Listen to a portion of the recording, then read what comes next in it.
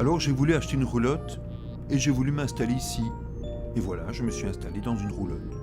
Je voulais une maison et donc j'ai pas une maison, j'ai une roulotte. Donc je voulais, je ne sais pas, louer une parcelle à un endroit ou derrière une ferme, je ne sais pas. Il y a plein d'endroits où on peut se poser, enfin plein d'endroits. Je voulais un terrain et comme j'ai pas trouvé de terrain, j'ai été en camping.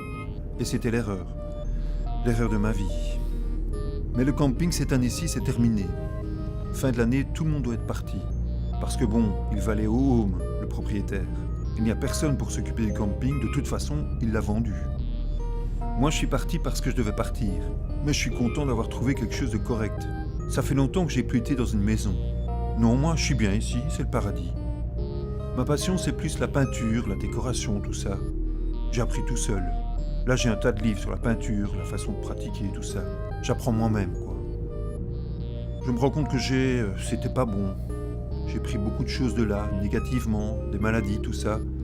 C'est très humide une roulotte. Je faisais plus rien, j'étais mort.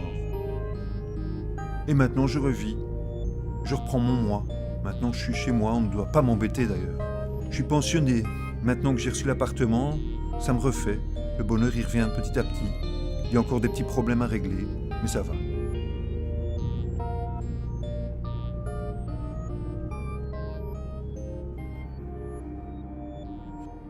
J'avais un ami qui habitait là-bas dans le parc, on a fait connaissance du propriétaire du chalet où on est maintenant. Ma femme me dit « J'aime bien le chalet avec le terrain là. » Et nous, on vient d'une grande maison de 150 mètres carrés dans le centre du village, avec 4 chambres, un grand jardin, un garage.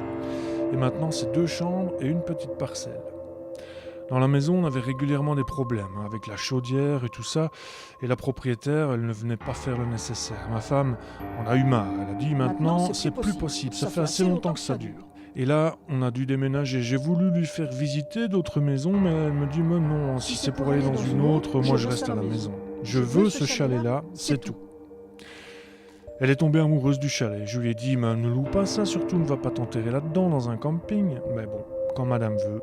L'été, c'est le bordel au soir, tous les jours. Bon, on est quand même éloigné du village. Bon, il n'y a pas grand-chose. En fait. Les logements, c'est 3300 watts de courant. Ça veut dire la machine à laver et le séchoir en même temps, c'est pas possible. La machine et le percolateur, pas possible.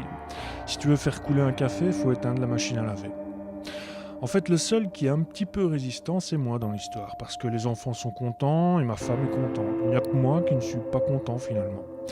Je voulais déjà pas déménager parce que moi je trouve que dans la vie il faut évoluer et pour moi me retrouver dans un camping c'est régresser. Quand on a habité dans une maison de 150 mètres carrés, qu'on se retrouve dans un chalet de 90 mètres carrés avec des enfants, pour moi c'est régresser, c'est pas évoluer. Quelque part il y a quand même un souci dans le mode de raisonnement chez nous je pense. Ma femme elle prend pas ça comme un retour en arrière.